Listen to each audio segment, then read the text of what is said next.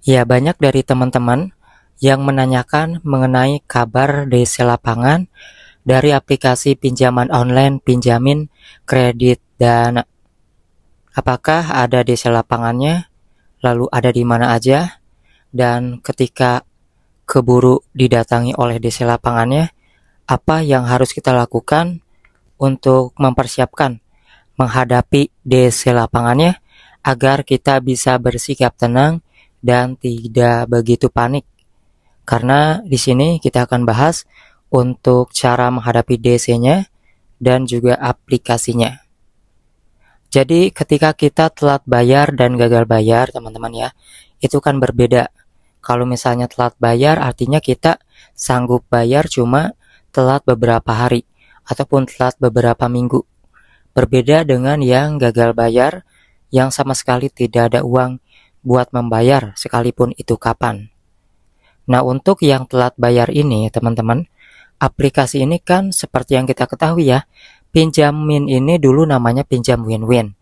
Dikarenakan ada yang namanya penagihan barbar, lalu berjamaah melaporkan ke OJK, penagihannya itu melanggar aturan OJK, akhirnya aplikasi ini dari Pinjam Win-Win menjadi Pinjamin. Dirubah namanya untuk membalikan nama citra baiknya, kayak gitu. Nah, aplikasi ini memang masih resmi OJK ya, terdaftar dan diawasi OJK. Dan kalau misalnya kalian telat bayar, biasanya dalam beberapa hari, beberapa minggu, jarang sekali didatangi. Biasanya mereka hanya menelpon aja, kemudian juga ada yang mengingatkan lewat WhatsApp ya, ataupun email untuk mengingatkan bahwa kita ada tagihannya yang harus segera dibayar. Nah, biasanya cuma tagihan telepon aja. Tetapi berbeda lagi buat yang galbay ya. Yang galbay ini kan biasanya di atas 3 bulan ya. Ada yang 4 bulan, 5 bulan. Ketika si DC ini nagih lewat telepon, lewat WA, itu kan jarang sekali dikonfirmasi ataupun direspon, teman-teman. Sehingga mereka akhirnya sebagian turun ke lapangan untuk melakukan penagihan.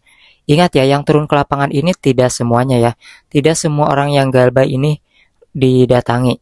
Karena DC-nya juga masih sedikit, tidak begitu tersebar, bahkan hampir banyak orang mengatakan belum ada DC-nya. Hingga saat ini belum ada yang berkomentar DC-nya ini turun, kayak gitu ya. Nah, namun gimana kalau misalnya kita ini kepalang nih, keburu didatangi oleh DC lapangan dari si pinjamin ini. Nah, tergantung ya.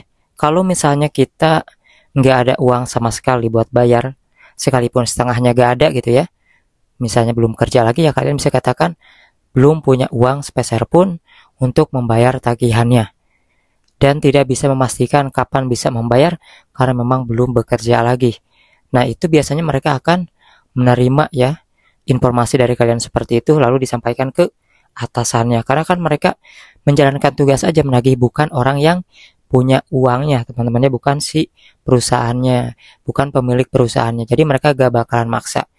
Nah, lalu kalau misalnya di sini sebenarnya dari kerja ini ada uang buat cicilan, cuma nggak cukup kalau misalnya harus cicilan seperti awal. Misalnya di awal cicilannya per bulan itu 4 juta, sekarang itu bisa dipermudah ya, ataupun diperkecil jadi 2 juta kayak jadi 1 juta kayak gitu ya. Pokoknya cicilan per bulannya ini diringankan dari yang sebelumnya. Bahkan minta negosiasi juga denda dan bunga ini dibekukan ataupun dihilangkan. Nah, biasanya hal tersebut itu bisa kita lakukan ya. Biasanya si DC lapangan ini setelah lapor lagi ke atasannya, katanya pengen dendanya, bunganya ini dihilangkan ataupun dibekukan. Yang penting tagihan pokoknya dibayar. Walaupun tadinya per bulan 2 juta, sekarang jadi 1 juta ataupun jadi 500. Yang penting bisa dicicil. Yang penting kebayar pokoknya aja. Nah, biasanya kalau kita pintar-pintar negosiasi, kalau bisa seperti itu ya. Nah, jadi kayak gitu teman-teman ya. Ada negosiasi ketika kita punya cicilannya itu pengen diringankan aja, atau nggak ada uang sama sekali, bisa dikatakan juga sejujurnya. Intinya, kalian jangan sampai gali lubang, tutup lubang buat bayar tagihannya. Jangan sampai pinjam sana sini lagi, apalagi ke pinjol lagi, udah kejebak kayak gini ya, nanti akan dikejar dari mana-mana justru ya. Nah, maka seperti itu. Ingat ya, resiko terbesar gagal bayar di aplikasi pinjaman online resmi seperti pinjamin ini bukanlah takut karena DC lapangan turun, tetapi takut terkena selik OJK yang dulu dikatakannya itu BI checkingnya kena, sehingga kalau kita nyicil-nyicil rumah ataupun motor, mobil ya, barang nanti akan sulit teman-teman di masa depan. Itu aja sih resiko terbesarnya ya. Tapi kalau misalnya kalian belum ada uang ya kalian bicara aja jujur. Gak usah maksa harus membayar. Yang penting jangan sampai pinjam sana sini lagi biar gak pusing kalian ya kayak gitu ya. Itu tips dari saya cara menghadapi DC kalau memang kepalang datang ya di dua keadaan. Kita ada uang sedikit atau nggak ada uang sama sekali. Ingat kalau misalnya kita berhasil negosiasi dengan cicilan ringan, jangan sekali-kali kalian membayar di luar aplikasi. Karena nanti datanya tidak akan sama dan kalian akan bingung sendiri kok beda dengan yang ada di aplikasi. Jadi kita sulit menghitungnya kayak gitu ya teman-teman. Yang pasti aplikasi pinjamin ini adalah pinjaman online resmi diawasi oleh OJK dan legal. Namun terkadang kala memang barbar ya dalam penagihannya. Ingat kalau misalnya penagihan lewat telepon mengancam data kalian bakal disebarkan, itu gak mungkin bakalan terjadi. Karena yang ada mereka bakalan kena sanksi itu cuma ancaman aja. Kalau misalnya memang benar-benar data kalian disebarkan, artinya utangnya lunas. Kalian bisa simpan buktinya dan laporkan ke OJK. Ya, kayak gitu teman-teman tips-tips dari saya, dari teman-teman yang lain yang sudah mengalami telat bayar ataupun gagal bayar. Intinya kalau telat bayar masih ada niatan untuk membayar ya, itu denda akan terus berjalan. Tapi ingat bahwasanya sampai berapa lama pun denda itu tidak akan melebihi 2 kali lipat dari total jumlah pinjaman kita. Ya seperti itu. Dan ingat mereka juga tidak akan datang di hari libur dan juga tidak akan datang ke kantor apalagi kita tidak menyuruhnya. Kalau misalnya kita suruh ke kantor kita, ya mereka datang.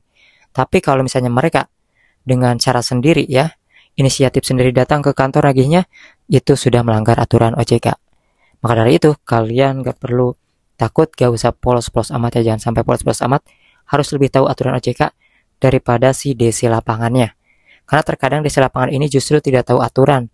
Sehingga yang lebih tahu aturan OJK ini sebenarnya kita sebagai orang yang update terus mengenai aturan-aturan dari OJK yang semakin banyak yang terbaru teman-teman ya. Nah buat teman-teman yang punya pengalaman ataupun mau nanya silahkan aja tulis di kolom komentar.